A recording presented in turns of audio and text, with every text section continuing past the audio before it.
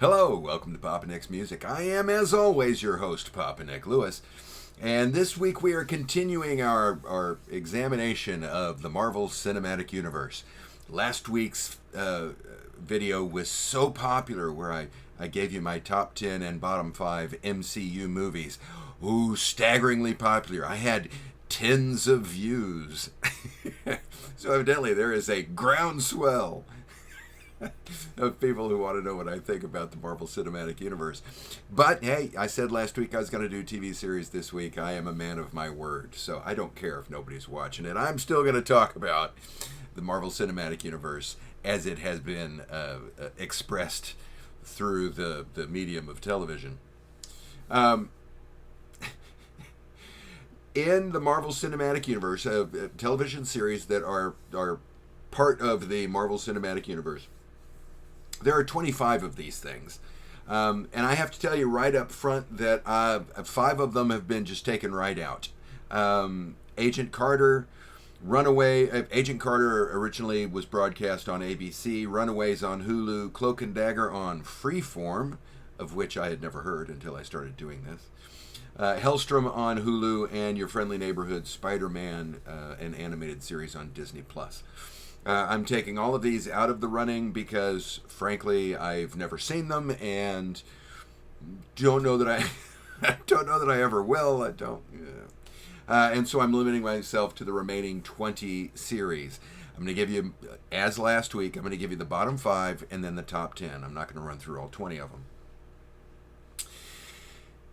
Before we get into any of this ranking stuff, though, we have to talk about the subjectivity notice. We firmly believe here at Papa Nick's Music that there is no such thing as objectively good or objectively bad art. There is only art that we like and art that we do not. And as long as we keep that in mind, this is a wonderful conversation. It's an opportunity to see something that you appreciate from somebody else's perspective. And that is always a good thing, I would argue. However, the conversation goes off the rails real quick the instant one of the people in the conversation insists on being seen as objectively right. So I'm not making objective claims here. I don't think they can be made in this type of, in this context. I'm just telling you these are the ones that I think work the best. These are the ones that I think do not work the best. Okay? Let's not read too much into this. You might disagree with, probably will disagree with me. I know for a fact there will be series in my top 10 that if you are a true dipped by your heels in the river Styx fan of the Marvel Cinematic Universe, you're not going to like. And that's fine. We see these things differently. That's what makes it an interesting conversation. So feel free to disagree with me down below if you think that I've got something wrong. Just remember that it's all subjective here. We're talking opinions. Now, with that being said, I do want to have a quick prefatory comment because, of course, that's my brand. I have to natter for a while before I actually get to the meat of what I'm talking about in any given video.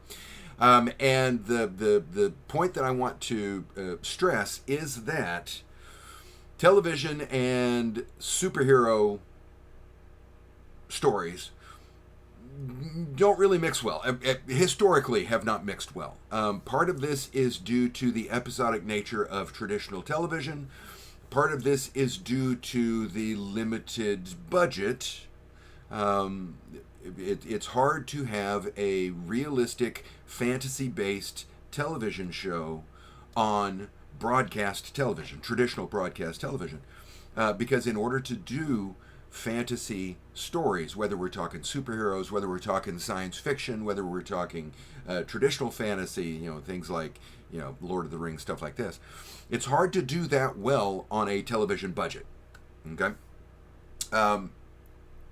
It doesn't help that people in positions of power in broadcast media historically tend to see fantasy as a medium for, or as a genre for children.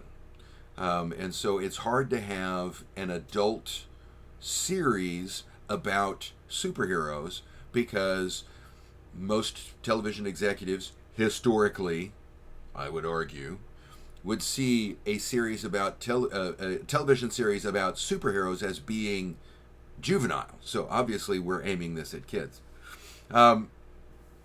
Doesn't mean that it can't work. In the 70s, they actually did a very good job of adapting the Incredible Hulk, the Bill Bixby, Lou Ferrigno series. That actually worked pretty well. But for the most part, if you've got a superhero series on television, again, historically, then that is going to be a series that's aimed at kids. The second drawback of being a television series is that most television series, again, historically, are episodic. They don't have much in the way of story arcs that will span an entire season. Each episode traditionally would be self-contained, which limits the kinds of stories that you can tell. And you put all that into a bowl and you mix it all up with your spoon of creativity, and yeah, you've got a product that doesn't really compete with movies. Historically, things have changed. We now have streaming services that are identifying specific audiences that allow for stories to be told that use genres that traditional media would stay away from, that allow stories to have adult features that traditional media would steer clear of. And I'm going through all of this to point out that in the Marvel Cinematic Universe, like I said, we've got 25 series here.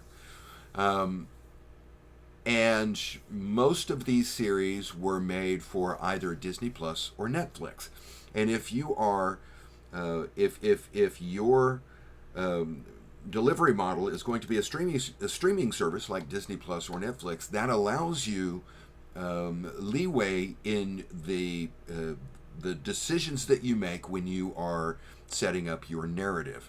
You can have a story that transcends the single episode, the self-contained episodic nature of television. You can have a single storyline that runs the span of a season.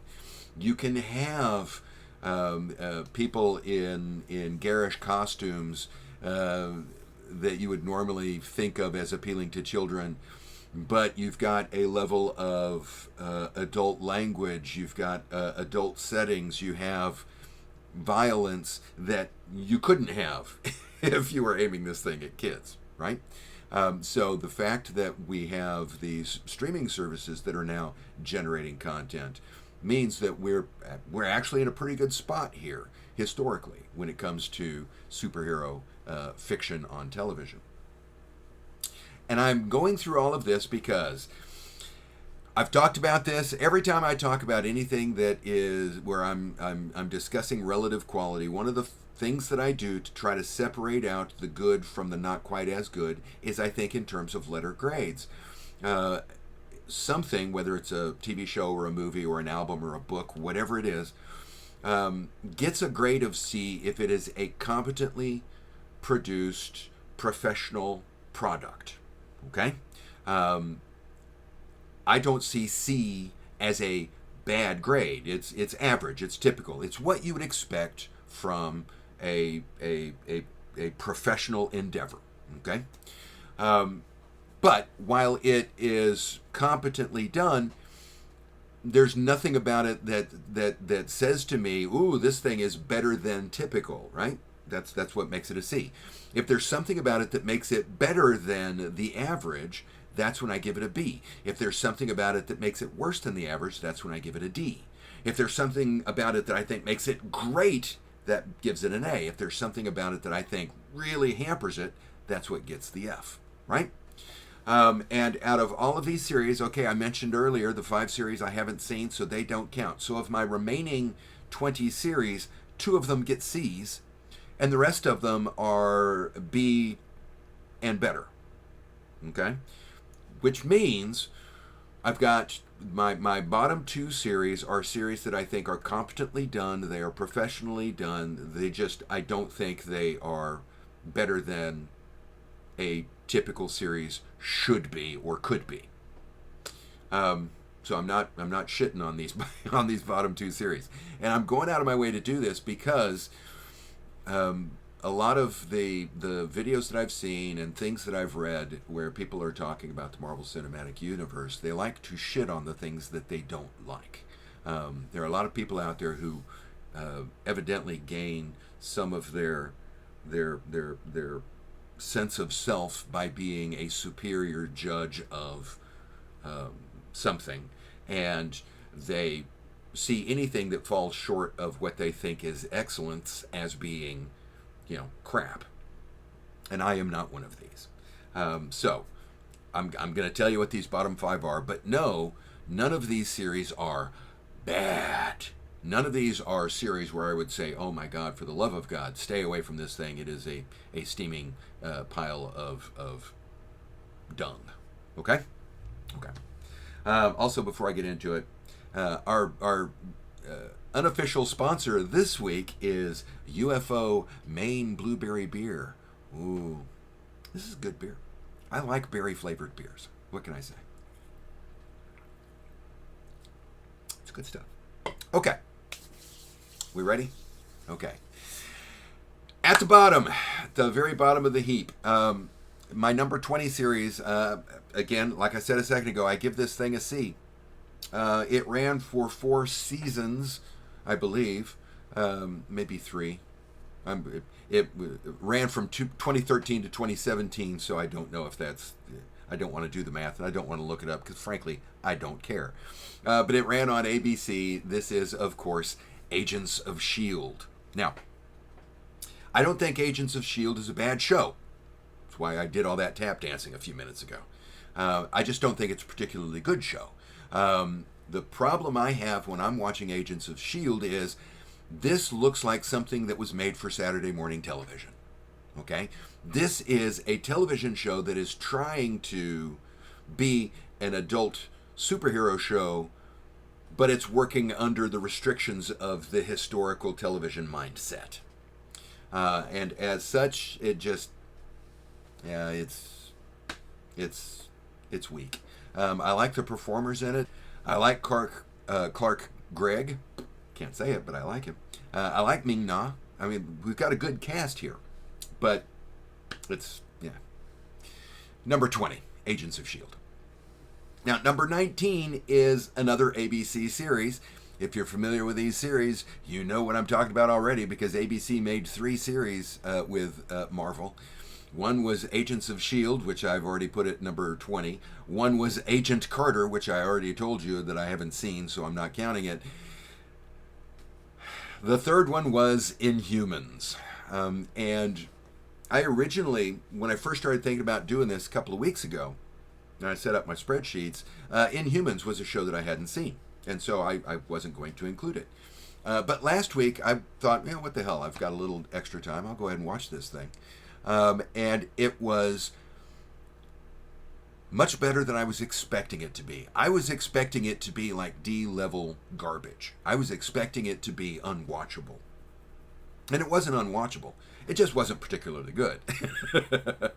Again, it has that Saturday morning element to it. The character that I found particularly obnoxious was their version of Crystal, who is now the stand-in for, preteen audience. And it's like,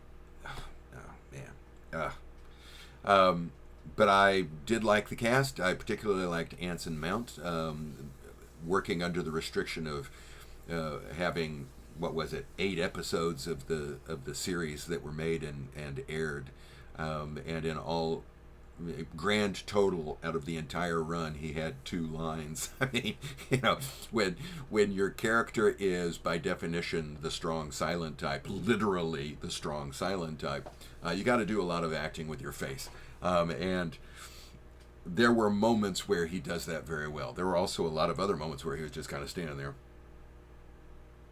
And so It wasn't as bad as I thought it was going to be. I certainly enjoyed it more than I enjoy Agents of S.H.I.E.L.D., so it's coming in at number 19. Okay, coming in at number 18, we've got our first Disney Plus series. It's one of the animated series. It is the series What If. I was a big fan of What If, the comic title. I bought the first issue when it came out. What if Spider-Man joined the Fantastic Four? I thought it was an interesting idea, and I enjoyed reading the comics.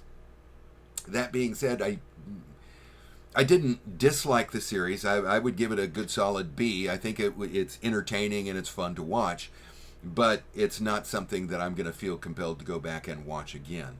I didn't have to force myself to finish the first season. I have not watched the second season, and there's hesitation here because I don't even know if the second season is out yet or not. I think it is, but I'm not sure.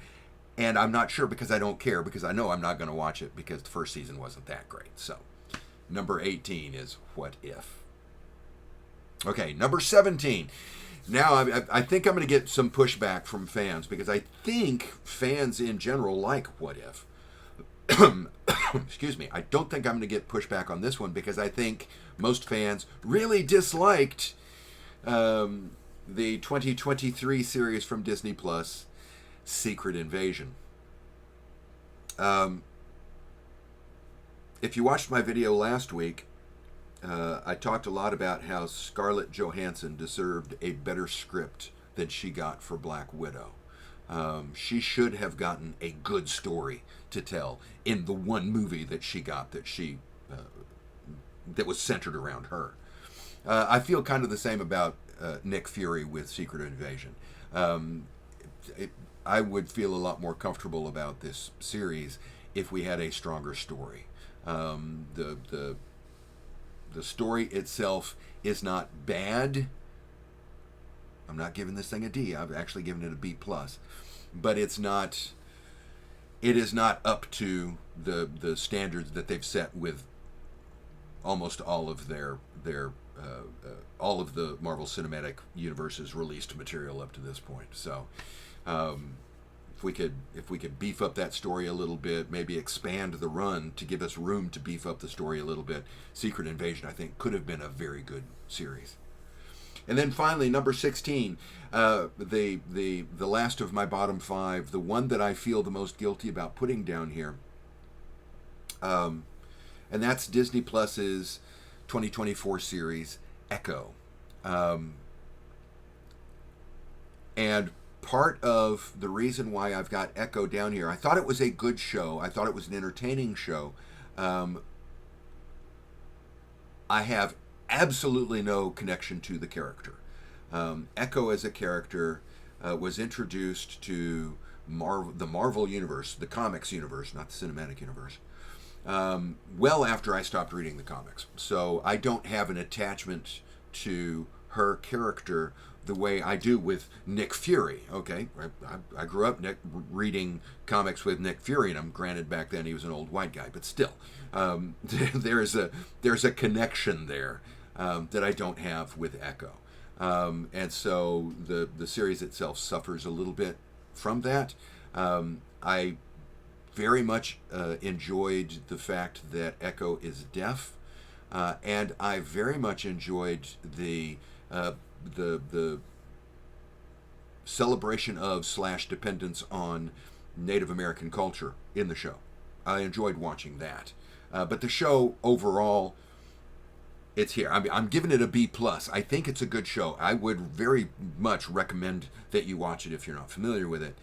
It's just, I've got, a bunch of other series that I like better, mostly because they feature characters that I like better. Now, I'm going to skip over some to get up to my top 10. And I'm going to have a quick fortifying sip of UFO Maine Blueberry before I give you my number 10.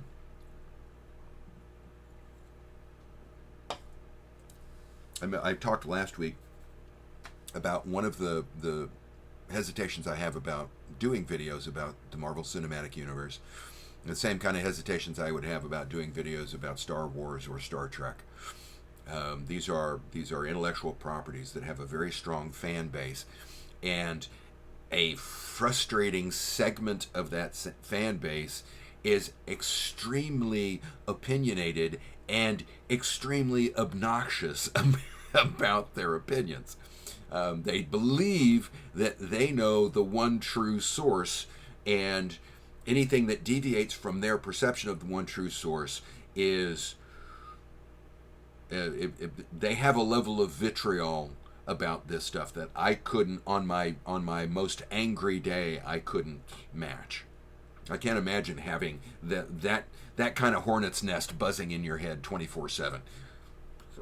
I mean, I'd have thrown myself in front of a bus a long time ago if I had that kind of mindset. I'm bringing this up because, number one, I've already mentioned What If. It was in my bottom 5, and I think it's a fairly popular show among fans. So I think there's a good chance that I'm going to get pushback for that. I know for a fact I'm going to get pushback for this next thing. I've got at number 10 a series that is widely proclaimed to be the nadir of the Marvel Cinematic Universe. Everything that is wrong with the Marvel Cinematic Universe can be seen in this series. Oh my God. And that is Disney Plus, because you know it's a Disney Plus series. As soon as I start saying everything that's wrong, you know I'm talking about the Disney stuff. That's the Disney Plus series from 2022, She-Hulk Attorney at Law. A lot of fanboys hated She-Hulk. I thought it was brilliant. I've given it an A-. I very strongly recommend it. I thought the casting was good. I thought the stories were good. I really liked She-Hulk. I thought it was funny. I thought it was smart, and I thought it was very well done. And it was also true to the comics as I remember them. She-Hulk as a feature character, as in having her own comic series, came a little bit late in my history of being a comics reader. So I don't have great familiarity with her in the comics as a feature in the comics. She was always a background character when I was aware of her. But in the series that focused on her, she did a lot of the breaking the fourth wall stuff, which they did in the series, which I thought was very good. So I really liked She-Hulk Attorney at Law. I thought it was very well done. Number 10. Number 9. Okay. Most of the fanboys will tell you that if you're looking at the Marvel Cinematic Universe on TV, we've got 3 tiers. We've got the ultimate crap tier of anything that showed up on ABC. We've got the middle crap tier of anything that showed up on Disney Plus. And then we've got the, okay, at least they did it somewhat right tier in terms of the Netflix series. A lot of fanboys are very snobbish about the Netflix series. The Netflix series, those mostly were good. Didn't care much for Iron Fist. The fanboys didn't like Iron Fist very much, but the rest of it was good. And this, at number 9, I've got my first Netflix series.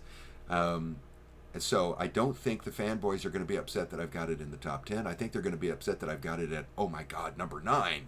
And that is the Netflix series, The Punisher. Again, Punisher is going to come in low for me simply because he's not a character that I cared much for when I was reading comics. I don't care for that kind of gritty, violent, vigilante type of anti-hero. That did not appeal to me when I was a kid. It didn't appeal to me when I was in college, and my comic reading spiked. And it doesn't appeal to me today. As much as I love John Bernthal as an actor, and as much as I like gritty action movies in general, I should like it more. But I'm putting it in at number 9, The Punisher, with a grade of A- if you're keeping track of that. Coming in at number 8, we've got our next Netflix entry. Gets a solid A. Everything from here on out is A or A+. Number 8, we've got from 2017, the Netflix series, The Defenders, which I enjoyed quite a bit more than I thought I would, given the limitations that they have. The main limitation that they have is that they are up against cartoonish villains in The Hand, which is like, oh Jesus, seriously, that's the best you could. You've got Vincent D'Onofrio as the Kingpin in your little corner of the MCU, and you're dealing with The Hand. Seriously, Jesus Christ. Anyway, but I liked the chemistry of the four heroes as they banded together. I thought it was pretty well done. I give it a solid A, and it is number 8 on my list. Number 7 on my list, I've had to double check, triple check, quadruple check, because it seems like it ought to be higher. Even now, as I'm looking at it, every time I've been looking at this spreadsheet that I've got on this screen over here next to my monitor, every time I look at this thing, I think to myself, wait, that's got to be higher. But then I look at it and think, no, that's where it belongs. Then I go off and I do something, and I come back and wait, that ought to be higher. And it ought to be higher because I loved it. I really enjoyed watching it. I've watched it probably 3 times now. And that is the 2021 Disney Plus series, Hawkeye, which I really, really liked. It is quickly becoming something that it's going to be part of my Christmas ritual. There are TV shows, there are movies that I watch to get into the Christmas spirit. Die Hard, 3 Days of the Condor, Enemy of the State. And there are TV shows that I'm going to start adding to that. And Hawkeye is going to be one of those. It's a wonderful Christmas series. I like Jeremy Renner in it. I like Haley Stansfield in it. It's good casting, good story. Nicely done. Hawkeye coming in at number 7. And I think it ought to be higher, but yeah. But when I look at it, number 6, I think, is a better series. I think it does more work and does it better. At number 6, I have another Disney Plus series, this from 2021, The Falcon and the Winter Soldier. We have to introduce Sam Wilson as Captain America. We have to deal with the closing scenes of Endgame when Steve Rogers, as an old man, gives the shield to Sam Wilson and, entrusts Sam with the identity of Captain America. And I liked the way this show did that. I liked the fact that Sam was reluctant to do it for a variety of very understandable reasons.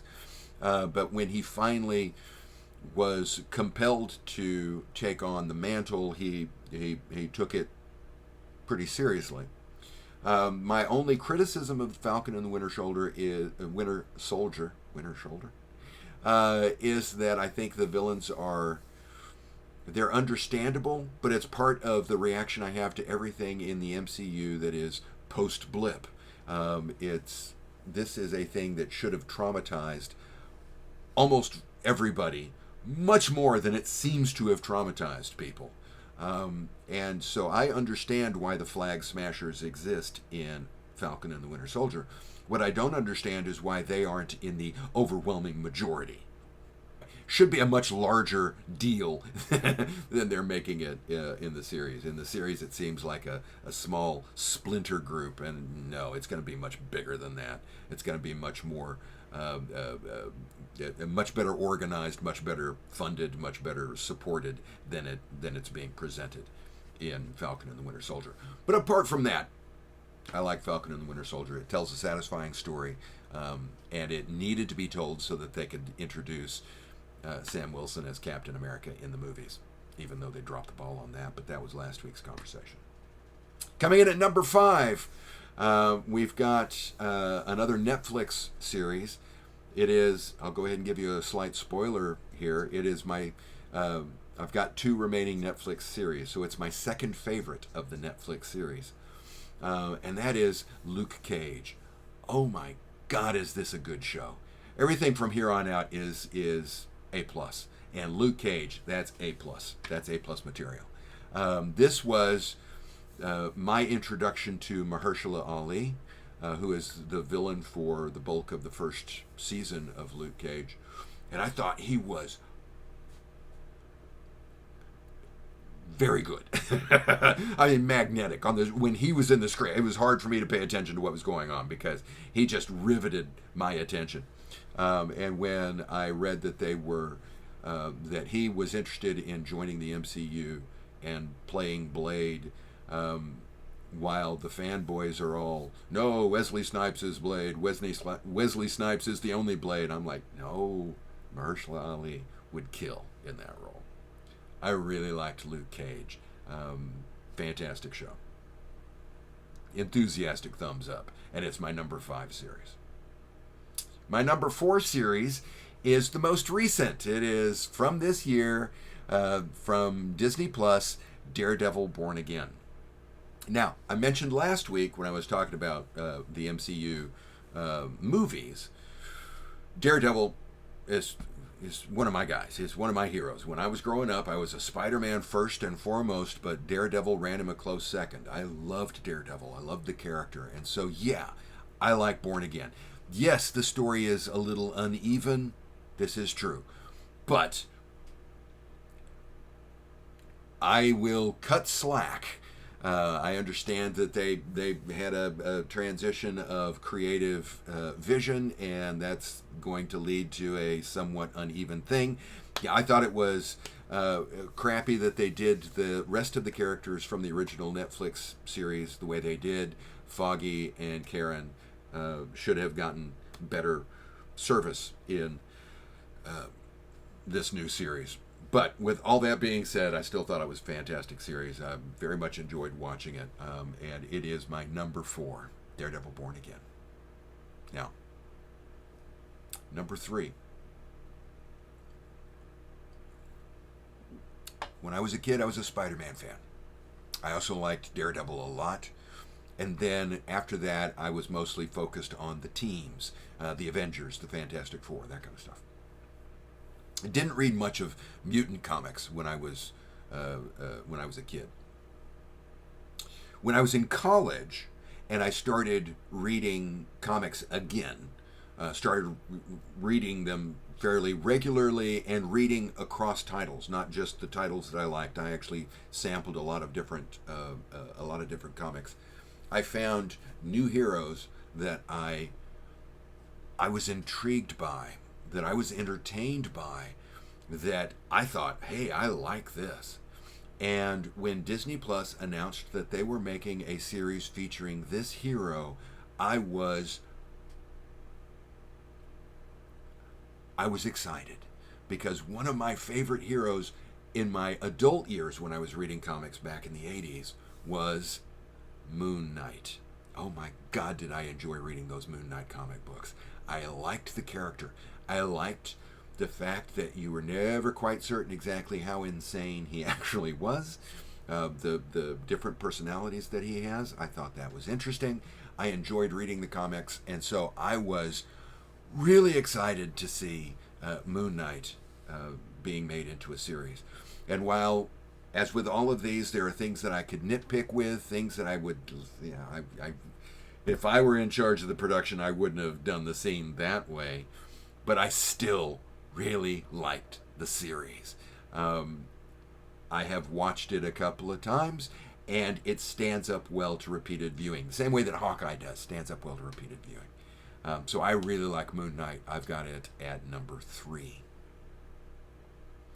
At number 2, okay, this is my other highly rated Netflix series. If you've been paying any attention at all, you know what it is. It is, of course, Daredevil.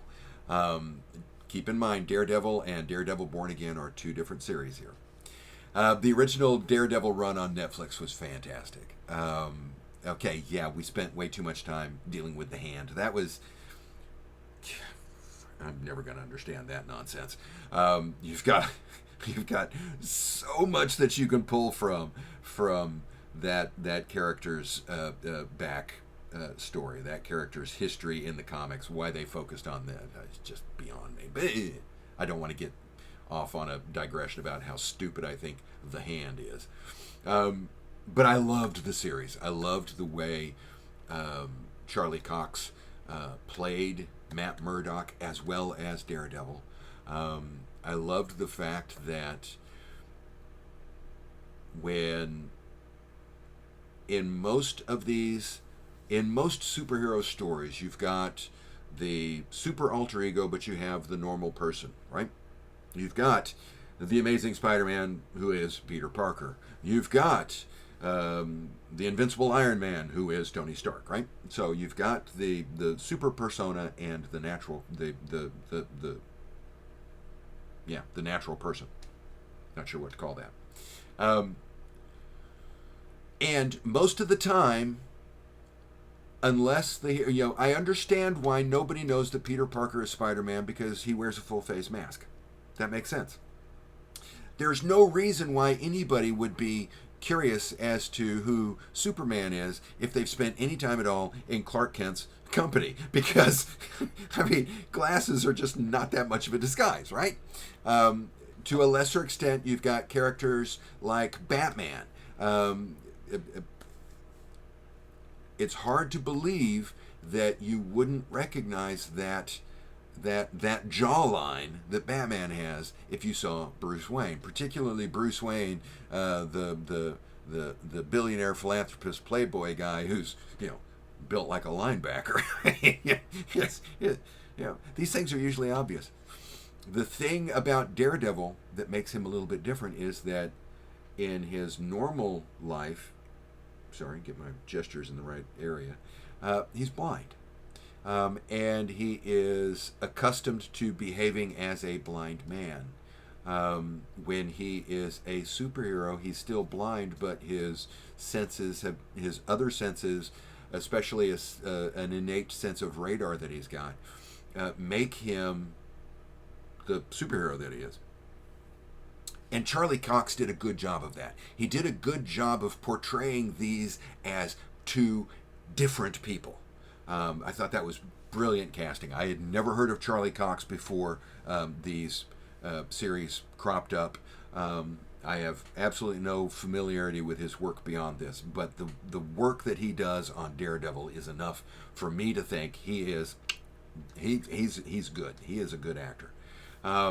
So yeah, Daredevil, the Netflix series, gets my number 2 spot. But my number 1 spot is a series that I think is not just an excellent superhero series. I think it's just overall an excellent series. I don't think... When I started watching it, I convinced my wife that she should watch it as well. My wife is not a fan of the Marvel Cinematic Universe. She does not care for this stuff. She it's not like she is opposed to it. It's not like, oh, superhero movies. It's not that kind of thing. It's just she doesn't have the history with this that I do. She doesn't know who the people are. She doesn't care who the people are. It's just not. It's not to her taste. It's not something she would enjoy. But I started watching this series and I thought, oh, she would enjoy this, and so I convinced her to watch the first couple of episodes, because I could tell like 2 episodes in she was going to like this. And I convinced her to watch those, and from that point on, we watched the rest of it together, because while it was on a streaming service, it was released 1 episode a week. It wasn't released the entire series at once. And we both loved it.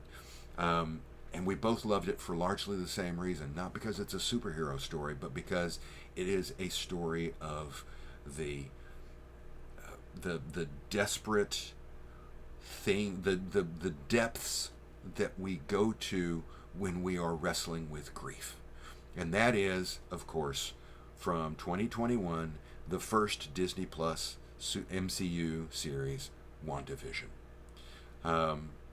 Wanda has lost Vision as the result of the events of Infinity War. And she is wrestling with that. She was very much in love with Vision, and now that's been taken away from her, and she has lost her mooring. She's lost her horizon line. That's the metaphor I always used anytime I was wrestling with depression. And in her attempt to establish that mooring, to establish that horizon line, she, in essence, creates her own reality. And the elements of that reality are not just, oh, this is clever, we're going to do a black and white sitcom one week, ooh, and then we're going to do another kind of sitcom the next week, ooh. it's actually charting the course of her understanding of what she is actually putting herself through, and her ability to deal with that. It's an amazing TV show. It is, I think, a very, very well written show, an extremely well written show, and man, I'd give it a double plus if I could. It is. I've got 5 series. I have 5 series at the top of my list here that are in my top 5, and all 5 of them have A pluses. But WandaVision is a couple of notches better than those other A pluses. It's an amazing. Given the fact that it's a superhero series, it is an amazing achievement, I think, in storytelling. So, WandaVision easily takes number 1. Is the one element of this list that I had to think about the least. Agents of S.H.I.E.L.D. or Inhumans, which one of those is going to go at the bottom? That was the second thing that was the easiest decision for me to make. Everything else was a little bit hard, trying to figure out how these things stack up against one another. But WandaVision at number 1 was not hard at all, because it is a brilliant, brilliant television show. Not just a brilliant superhero show, a brilliant television show. And that's how I see the Marvel Cinematic Universe as it has existed on television. Now, I have fulfilled my self-imposed contractual obligation to talk about Marvel Cinematic Universe. So next week we're going to get back to talking about music, although I do have a political video that's coming up that may be next week instead. If you agree, if you disagree, if you've got any sort of comment about what we've been talking about today, drop that note down below. I always love hearing from you. While you're down there, if you enjoyed today's video, thanks for that. I'd appreciate it if you'd click the like button. And while you're down there clicking, go ahead and click the subscribe button if you've not already done so. It costs you nothing, but it means the world to me, so I very much appreciate it. If you do subscribe, click the bell for notifications. The YouTube folks like that for some metric reason that I do not even begin to understand. Thanks again for hanging out with me today. The last day that we're going to talk about the MCU, at least for the foreseeable future. I haven't seen Thunderbolts yet, so there may be a Thunderbolts video coming up. Who knows? But thanks for hanging out with me today, and I hope that the rest of your day is glorious. See you soon.